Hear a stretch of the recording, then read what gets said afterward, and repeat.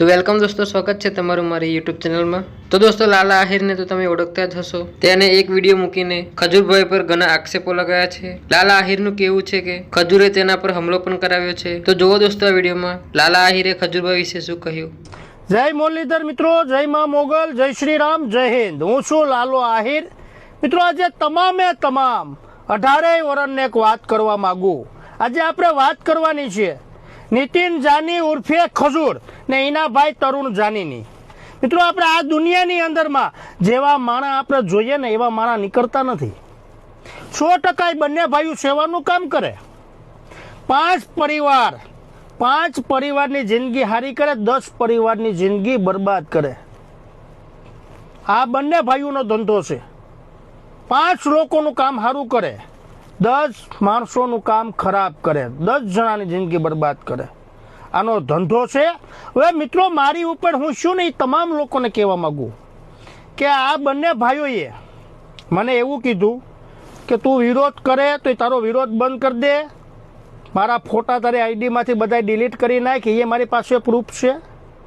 પછી મને મિત્રો બોલાવવામાં આવે કે આપણે રૂબરૂ બેઠક કરીએ।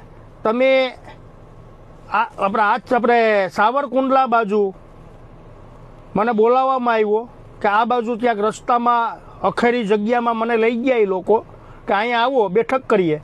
ત્યાં એનો માણસ યુવરાજ નામનો વ્યક્તિ, આ ખજૂરનો માણા એની સાથે હતો।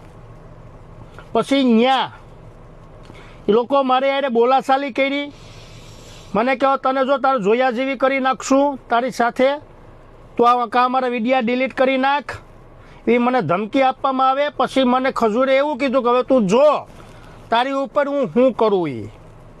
આ પોતે હો નીતિન જાનીએ ને એનો ભાઈ તરુણ જાની, એ મારી પાસે પ્રૂફ છે મિત્રો।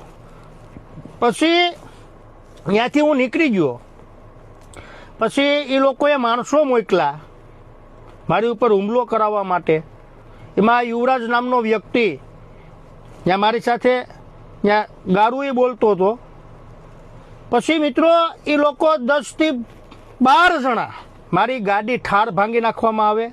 એ લોકોએ ગાડી ભાંગી નાખી ને 3 ગાડી હતી એની પાસે, 3 ગાડી લઈને આવ્યો હતો આ યુવરાજ નામનો વ્યક્તિ। યુવરાજ નામનો વ્યક્તિ એનું ફાર્મ સંભાળે, બંને ફાર્મ સંભાળે। આજ સંગ એની બંને ફાર્મ છે, 2 ફાર્મ છે, એ સંભાળે ત્યાં।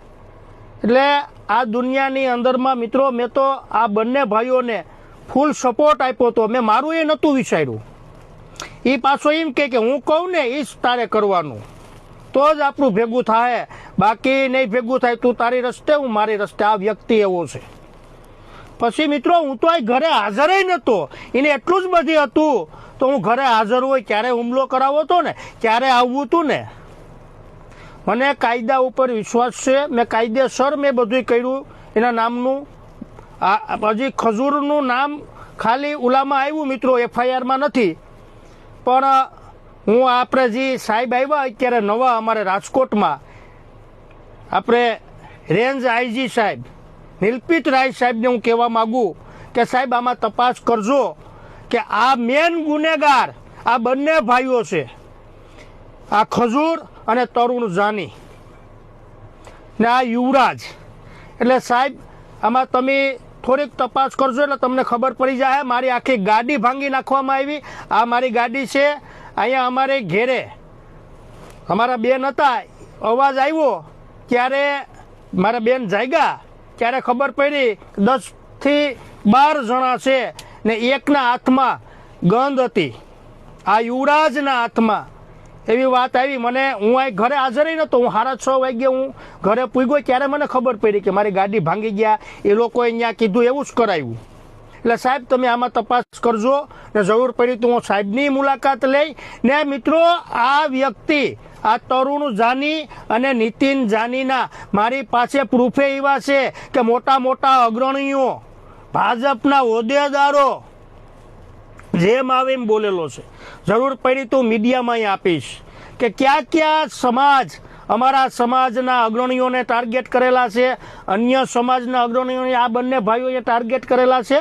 ને હું તમામ પ્રૂફ સાથે હું આ બંને ભાઈઓના હું મૂકી ને આ જે મારી ગાડી ઉપર હુમલો કરાવ્યો ને, હું આ સાહેબને કહેવા માગું, નિલપિત રાય સાહેબને કહેવા માગું કે સાહેબ આનો કાયદેસર વરઘોડો નીકળવો જોઈએ. અમને વિશ્વાસ છે કે અમને ન્યાય મળશે. મારે પ્રૂફ પુરાવા છે.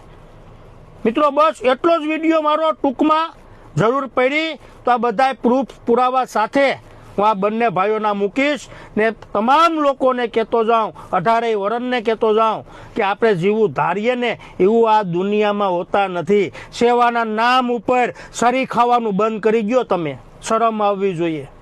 તમે સેવાના નામ તમે કામ હારા કરો ને તો તમે છે ને આ બંને ભાઈઓ 10 જણાની જિંદગી બરબાદ કરે મેં મારી આંખે જોયું. એટલે આજે મારે કહેવું પડે. બસ મિત્રો, મારો વિડીયો એટલો જ. જય મુરલીધર, જય દ્વારકાધીશ, જય શ્રી રામ, જય હિન્દ. સમજાઈને વંદન, બાકી અભિનંદન. તો દોસ્તો વિડીયોને લાઈક અને ચેનલને સબસ્ક્રાઈબ કરી દેજો. મળીશું હવે નવા વિડીયોમાં.